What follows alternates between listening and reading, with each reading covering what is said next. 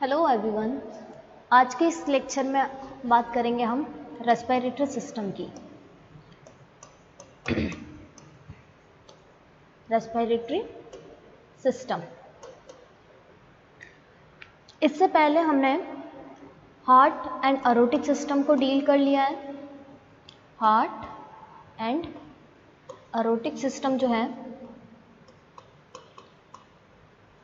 Sorry, इसको हमने complete कर लिया। किस किस के अंदर हमने कंप्लीट कर लिया? इसको हमने स्केलेटन में देख लिया, उसके बाद में राना में देख लिया, उसके बाद में यूरोमेस्टिक्स, यूरोमेस्टिक के अलावा फिर हमने इसको देखा था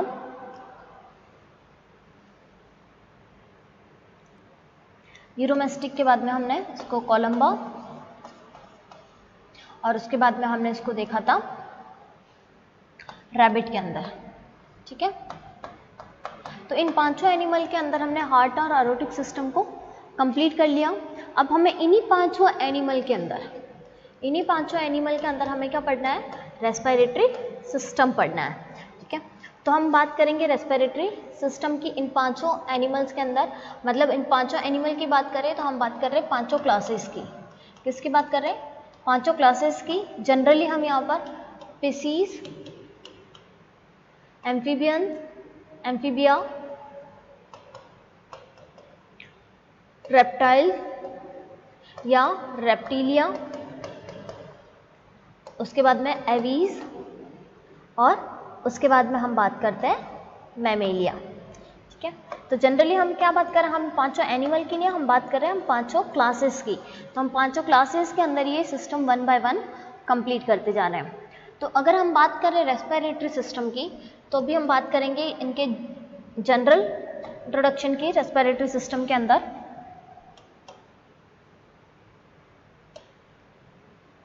जनरल इंट्रोडक्शन की अगर हम बात करते हैं, शुरू करते हैं हम सबसे पहले रेस्पिरेटरी के जनरल इंट्रोडक्शन को। रेस्पिरेटरी सिस्टम, इसके जनरल इंट्रोडक्शन की बात करेंगे। ठीक है, तो रेस्पिरेटरी सिस्टम को हम किससे मेजर करते हैं? रेस्पिरेटरी सिस्टम जो होता है वो किस में हेल्प करता है? ब्रीथिंग में हेल्प करता है। किस में हेल्प करता है? ब्रीथिंग में हेल्प करता है। अब सारे के सारे एनिमल तो कोई ब्रीथ नहीं करता है। जो एनिमल अब ब्रीथ करना इन द सेंस, जैसे अपन गैसेस को अंदर की तरफ लेते हैं, नोज की हेल्प से इनहेल करते, एक्सेल करते हैं, तो ब्रीथिंग के अंदर इनहेल एक्सेल वाली मैकेनिज्म तो हर सारे ऑर्गेनिज्म में तो नहीं पाई जाती। सबके पास तो ऐसा कोई एक्सटर्नल ऑर्गन है नहीं जिसकी वजह से वो इनहेल कर रहा है या फिर एक्सेल कर रहा है। ठीक है, इसमें क्या मेथड आती है? दो आती है। एक आती है इनहेल, दूसरी आती है एक्सेल। ठीक है, तो ये तो इसके अंदर हो नहीं रहा है। तो क्या होता है यहाँ पर? हम रेस्पिरेटरी में इसमें ब्रीथिंग के साथ साथ में हम देखते हैं एक्सचेंज ऑफ गैसेस। किसकी बात करते हैं हम यहाँ पर? Exchange of gases.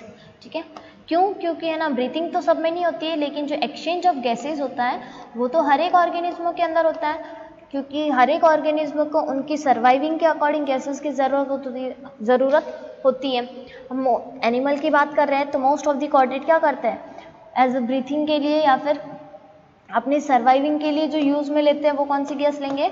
सर्वाइविंग के लिए वो लेते हैं O2, और बॉडी के अंदर जो फॉर्म होती है वो बनती है CO2। ठीक है, बॉडी के अंदर कौन सी बनती है? इनसाइड वो बनती है CO2। तो इनको ये क्या करते हैं? यहाँ पर एक्सचेंज करता है, और ये एक्सचेंज जब करता है तो ये एक्सचेंज किस किस की हेल्प से कर सकते हैं? तो अगर हम ऐसे रेस्पिरेशन की बात करें तो वर्टिब्रेट्स के अंदर अगर हम बात करें, इनवर्टिब्रेट्स के अंदर तो हमें बहुत सारे तरीकों से हमें देखने को मिल सकता है। इनवर्टिब्रेट्स के अगर हम रेस्पिरेशन की बात करें तो इनवर्टिब्रेट्स के अंदर तो ऑर्गेनिज्म के अंदर स्पाइरेकल्स पाए जाते हैं। इसके अलावा इनकी स्किन जो होती है, कुछ ग्लैंड्स जो होती है वो भी एक तरह से रेस्पिरेटरी ऑर्गन की तरह काम करती है। लेकिन अगर हम वर्टिब्रेट की बात करें तो वर्टिब्रेट के अंदर हमें कुछ इस तरह के ना तो स्पाइरेकल्स वगैरह देखने को मिलते हैं। वर्टिब्रेट्स के अंदर अगर हम बात करें तो वर्टिब्रेट्स के अंदर हमें रेस्पिरेटरी ऑर्गन के रूप में मोस्ट ऑफ द क्या देखने को मिलता है? मोस्ट ऑफ द हमें गिल्स देखने को मिल सकता है। ठीक है, फिर हमें लंग्स देखने को मिल सकता है, कुछ ऑर्गेनिज्म होते हैं जैसे कि फ्रॉग की और उनकी अगर हम बात करें तो उनके अंदर स्किन के थ्रू भी क्या होता है, रेस्पिरेशन होता है, ठीक है। तो मोस्ट ऑफ दी हमें रेस्पिरेशन कैसे देखने को मिल रहा है, हमें गिल्स, लंग्स और स्किन के थ्रू रेस्पिरेशन देखने को मिलता है। जो गिल्स के थ्रू जो रेस्पिरेशन जो हो रहा है उसको हम क्या बोलेंगे, गिल्स के थ्रू जब रेस्पिरेशन की प्रोसेस होती है तो इसको हम बोलते हैं ब्रैंकियल रेस्पिरेशन। क्या बोलेंगे हम इसको, ब्रैंकियल रेस्पिरेशन, ठीक है। दूसरा जो लंग्स के थ्रू जो रेस्पिरेशन होता है उसको हम बोलते हैं पल्मोनरी रेस्पिरेशन। क्या बोलते हैं उसको हम, पल्मोनरी रेस्पिरेशन। लंग्स के थ्रू होने वाले रेस्पिरेशन को क्या बोलते हैं हम, पल्मोनरी बोलते हैं। क्यों, क्योंकि हम बहुत बार ये वर्ड यूज करते हैं ब्रैंकियल, पल्मोनरी, तो यहाँ पर हमें पता होना चाहिए कि पल्मोनरी हम पर्टिकुलर किसके लिए यूज में ले रहे हैं, पल्मोनरी हम पर्टिकुलर यूज में ले रहे हैं लंग्स के लिए, ब्रैंकिया जो है ब्रैंकिया हम पर्टिकुलरली यूज में ले रहे हैं गिल्स के लिए, ठीक है। तो इस तरह से हमें इनके डिफरेंट नाम याद करने हैं, क्योंकि आगे जब हम बात करेंगे तो आगे हम इनके गिल्स की और इनकी बात नहीं करेंगे, हम सीधा इनकी बात करेंगे कि कौन से एनिमल के अंदर किस प्रकार का रेस्पिरेशन हमें देखने को मिल रहा है, ब्रैंकियल रेस्पिरेशन देखने को मिल रहा है या फिर हमें हम बोल सकते हैं पल्मोनरी रेस्पिरेशन जो है वो हमें देखने को मिल रहा है, ठीक है। तीसरा जो आता है कि स्किन के थ्रू जो रेस्पिरेशन हो रहा है, स्किन के थ्रू इस रेस्पिरेशन को, इसको हम बोलते हैं क्यूटेनियस रेस्पिरेशन। क्या बोलेंगे इसको हम, क्यूटेनियस रेस्पिरेशन, ठीक है। तो 3 तरह के रेस्पिरेशन हम देखते हैं,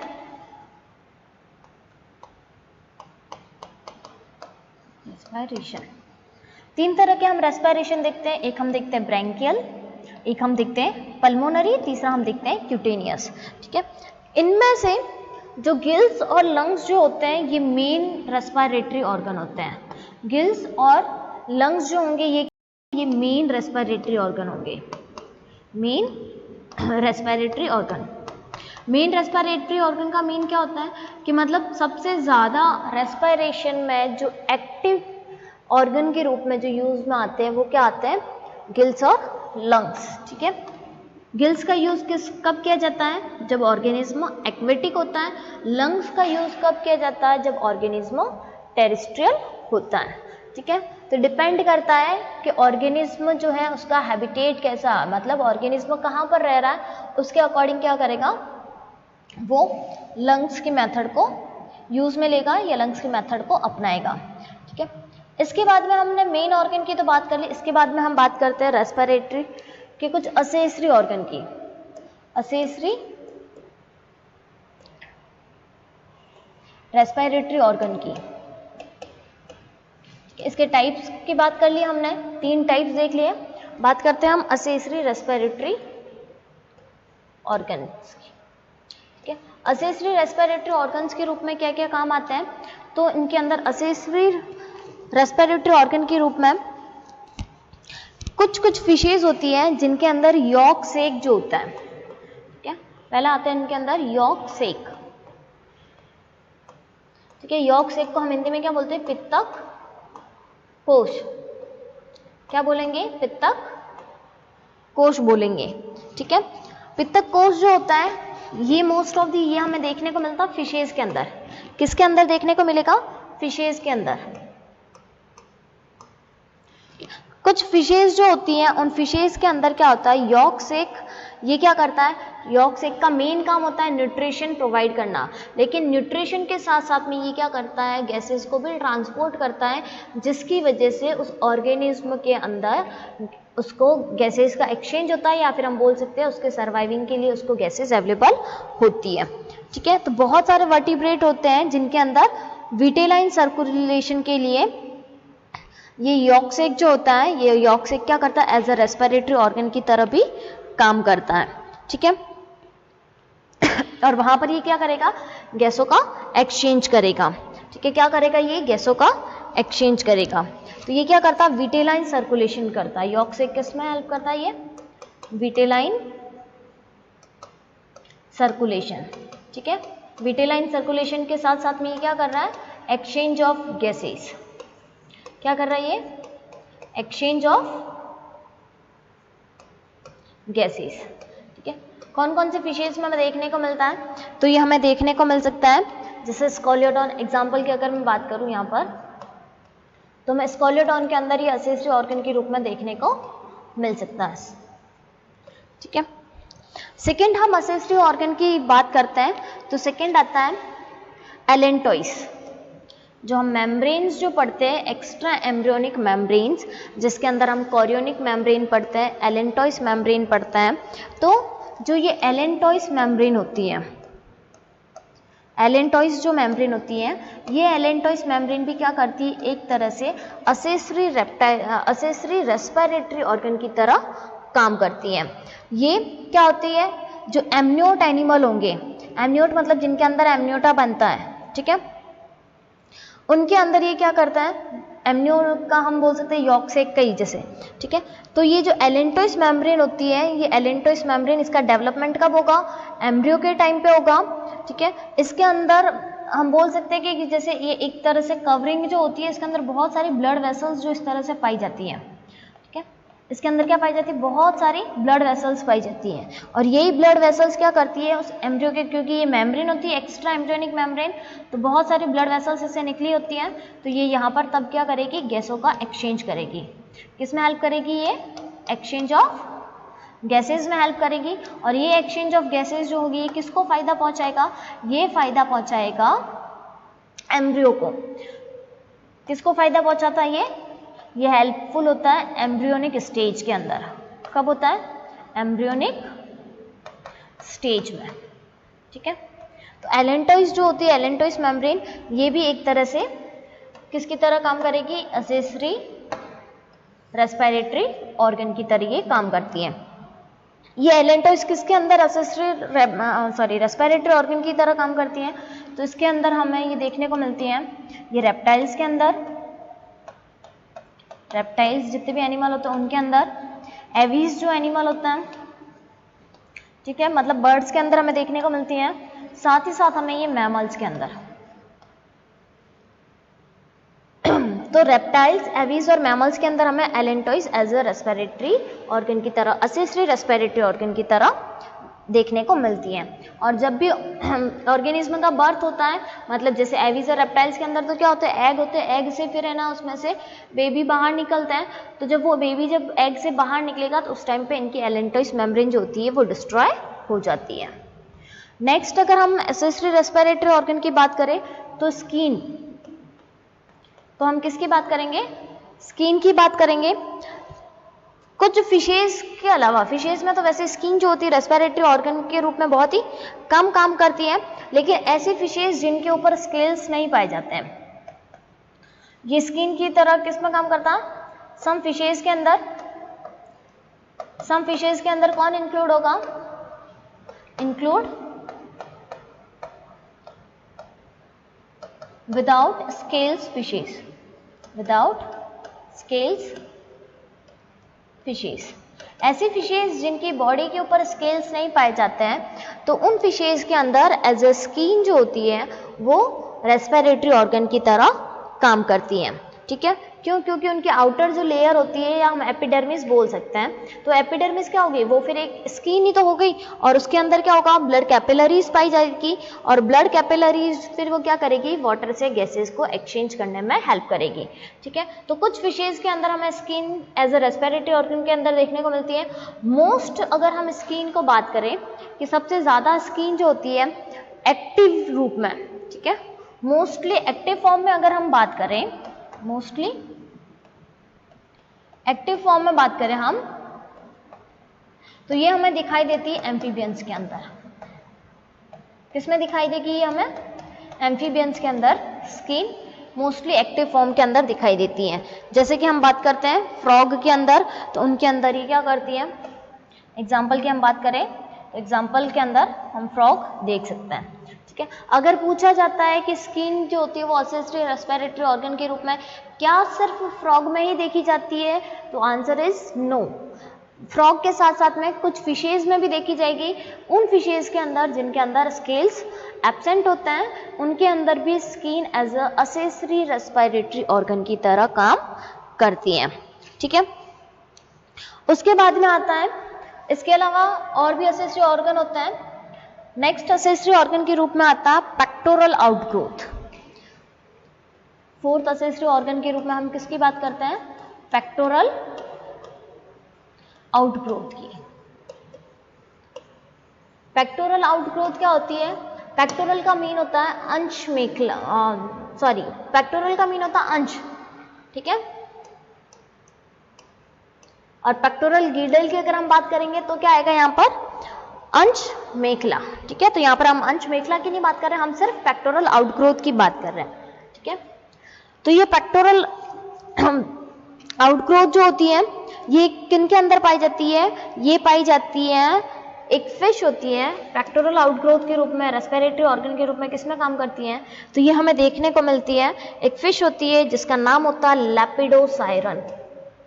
क्या नाम होगा? लेपिडोसायरन, ठीक है। लेपिडोसायरन ये होती है लंग फिश। कौन सी फिश होती है? लंग फिश, ठीक है। Lepidosiren is an example of lung fish. तो इसके अंदर हमें देखने को मिलता है कि ये लेपिडोसायरन जो होती है ये इसके पेक्टोरल फिन्स जो होते हैं, इसके अंदर क्या होता है? इसके जो पेक्टोरल फिन्स होते हैं, पेक्टोरल फिन्स, इनके अंदर क्या पाई जाती है? ब्लड कैपिलरीज पाई जाती है। पेक्टोरल फिन्स के अंदर क्या पाई जाएगी? ब्लड कैपिलरीज पाई जाती है। और ये क्या करती है? Help in exchange of gases, help in exchange of gases,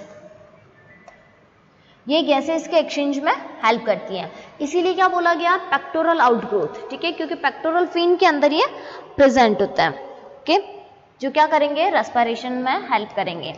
next अगर हम बात करें तो extra branchial respiratory organ. Next अगर हम बात करते हैं तो कुछ एक्स्ट्रा ब्रैंकियल रेस्पिरेटरी ऑर्गन्स जो होते हैं वो भी असेसरी रेस्पिरेटरी ऑर्गन के रूप में काम करते हैं, ठीक है। एक्स्ट्रा ब्रैंकियल बोला है, ब्रैंकियल का मीन क्या हो गया? ब्रैंकियल का मतलब यहाँ पर आ गया कि जो गिल्स होगी, तो एक्स्ट्रा ब्रैंकियल गिल से रिलेटेड जो भी स्ट्रक्चर्स होगी वो सारी की सारी किसमें आएगी? इसके अंदर आती है, ठीक है। जैसे कि अगर हम बात करें तो एक्स्ट्रा ब्रैंकियल के अंदर क्या होता है? गिल्स के साथ साथ में गिल स्लिट्स पाई जाती है जिसको हम खांच बोलते हैं। ये गिल्स किस में प्रेजेंट होते हैं? गिल पाउचेस के अंदर, गिल पाउच में ये प्रेजेंट होते हैं। इनके अंदर क्या पाया जाता है? एयर सेक पाए जाते हैं, एयर सेक्स पाए जाते हैं, ठीक है। ये एयर सेक्स क्या करते हैं? ये गैसेस के एक्सचेंज में हेल्प करते हैं, ठीक है।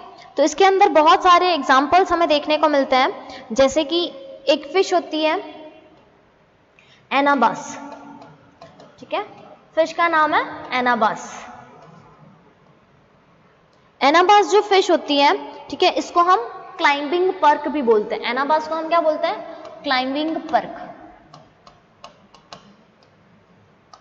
Climbing perch sorry. तो जो एनाबास होती है, एनाबास के गिल के ऊपर क्या पाए जाते हैं? एयर सेक्स पाए जाते हैं। एनाबास के अंदर क्या पाए जाते हैं? एयर सेक्स जो होते हैं वो पाए जाते हैं। Air sacs present about the gills, about the gills. तो गिल्स के ऊपर एयर सेक्स पाए जाते हैं। ये क्या करते हैं? ये गैसेस के एक्सचेंज में हेल्प करते हैं। इनके अंदर गैसेस के एक्सचेंज के लिए म्यूकस वॉल जो होती है वो हेल्प करती है, साथ ही साथ इसके अंदर लेबियंथ ऑर्गन पाए जाते हैं जो इसके अंदर हेल्प करते हैं। इतना डिटेल में नहीं देखना, हमें सिर्फ ये याद रखना है कि एयर सेक्स पाए जाते हैं जो गैसेस के एक्सचेंज में हेल्प करते हैं। फिर सेकेंड एग्जाम्पल अगर हम बात करें तो जो इंडियन कैटफिश होती है जिसको हम बोलते हैं सैक्रोबैंकस, सैक्रोबैंकस, ठीक है। ये जो सैक्रोबैंकस होती है इसको हम बोलते हैं इंडियन कैटफिश, इंडियन कैटफिश। इसके अंदर भी सेम एयर सेक्स जो होते हैं वो गिल्स के ऊपर पाए जाते हैं। और इसके अलावा एक और फिश आती है क्लेरियस। क्लेरियस ये भी इंडियन कैटफिश कहलाती है, ठीक है। तो इसके अंदर भी क्या होता है, इसके अंदर एरोक्सेंट ऑर्गन्स पाए जाते हैं जो कि सुपर ब्रैंकियल पाउच के अंदर प्रेजेंट होते हैं और ये क्या करते हैं, असेसरी रेस्पिरेटरी ऑर्गन के रूप में काम करते हैं। इसके अलावा कुछ और ऑर्गन होते हैं जिनके हम नाम देख लेते हैं केवल। नेक्स्ट आते हैं हमारे असेसरी ऑर्गन के रूप में काम करने वाले इंटेस्टाइनल लाइनिंग एपिथेलियम। बहुत सारे ऑर्गेनिज्म ऐसे होते हैं इंटेस्टाइनल लाइनिंग एपिथेलियम। बहुत सारे ऑर्गेनिज्म ऐसे होते हैं जिनके अंदर intestinal lining epithelium as accessory respiratory organ के रूप में काम करती है। एग्जाम्पल की अगर हम इसमें बात करें तो एग्जाम्पल हमें देखने को मिलता है कैलिकथीस फिश होती है। किसमें देखने को मिलेगा, कैलिकथीस एक फिश होती है। इस फिश के अंदर हमें ये इंटेस्टाइनल लाइनिंग एपिथेलियम के रूप में देखने को मिलता है जो कि रेस्पिरेटरी ऑर्गन के रूप में काम करता है। फिर कुछ एनिमल ऐसे होते हैं जिनके अंदर क्लोएकल ब्लैडर्स जो होते हैं, क्लोएकल ब्लैडर्स, ये क्लोएकल ब्लैडर्स जो होते हैं ये भी क्या करते हैं, as a accessory respiratory organ की तरह काम करता है। ये किसमें देखने को मिलता है, ये देखने को मिलता है मोस्टली टर्टल के अंदर, कछुए जो होते हैं कछुए के अंदर ये देखने को मिलता है। फिर हम बात करें फेरिंजियल आउटग्रोथ की। फेरिंजियल आउटग्रोथ की अगर हम बात करें, ठीक है, तो बहुत से ऑर्गेनिज्म जिनके अंदर pharyngeal outgrowth as a respiratory organ की तरह काम करती है, जिसके अंदर एग्जांपल आता है एम्फिनम्स, एम्फीनस, ठीक है, इसके अंदर हमें ये देखने को मिलता है। फिर हम बात करते हैं स्विम ब्लैडर या फिर जिसको हम एयर ब्लैडर बोलते हैं, स्विम ब्लैडर या फिर इसको हम क्या बोलेंगे, एयर ब्लैडर भी बोलेंगे, ठीक है। ये भी एक तरह से असेसरी रेस्पिरेटरी ऑर्गन की तरह काम करता है, ठीक है। ये किसके अंदर पाया जाता है, मोस्ट ऑफ दी ये बोनी फिशेज के अंदर देखने को मिलता है। बोनी फिशेज तो सब जानते ही होंगे, बोनी फिशेज जो ऑस्ट्रिक्थिस फिशेज जो होती है, ठीक है, कॉन्डिक्ट्रीज के अंदर ये देखने को नहीं मिलता है। तो इस तरह से ये असेसरी रेस्पिरेटरी ऑर्गन जो होते हैं वो हमें देखने को मिलता है। अब हम हमारे नेक्स्ट लेक्चर से, हमने पहले ऑर्गन देख लिया, अब हम हमारे नेक्स्ट लेक्चर से स्टार्ट करेंगे कि जो सबसे पहला एनिमल जो आता है स्कोलियोडॉन, उसके अंदर रेस्पिरेटरी सिस्टम किस प्रकार से होता है। तो इस लेक्चर के अंदर हमने रेस्पिरेटरी सिस्टम जो होता है तो उसके अंदर जो इसके अलग अलग नाम जो होते हैं, ब्रैंकियल, पल्मोनरी और क्यूटेनियस, इनको हमने देखा। उसके बाद में इसके अंदर असेसरी रेस्पिरेटरी ऑर्गन, वो तो हो गए इसके मेन ऑर्गन के नाम पे, इनके टाइप्स भी होगा और मेन ऑर्गन भी साथ साथ में होगा। असेसरी रेस्पिरेटरी ऑर्गन के रूप में हमने देखा यॉर्क सेक, एलेंटॉइस, स्कीन, इसके अलावा pectoral outgrowth, extra branchial respiratory organs, internal lining epithelium, cloacal bladder, pharyngeal outgrowth और स्विम ब्लैडर। तो इनमें से जो इंपॉर्टेंट जो कभी कभी पूछ लिए जाते हैं असेसरी रेस्पिरेटरी ऑर्गन के रूप में, वो होते हैं यॉर्क सेक, एलेंटॉइस, स्कीन और पेक्टोरल आउटग्रोथ और एक्स्ट्रा ब्रैंकियल रेस्पिरेटरी ऑर्गन, ठीक है। तो ये 5 नाम हमें याद रखना है, ये पूछ लिए जाते हैं। नेक्स्ट लेक्चर से हम क्या करेंगे, स्कोलियोडॉन के अंदर रेस्पिरेटरी सिस्टम को पढ़ेंगे।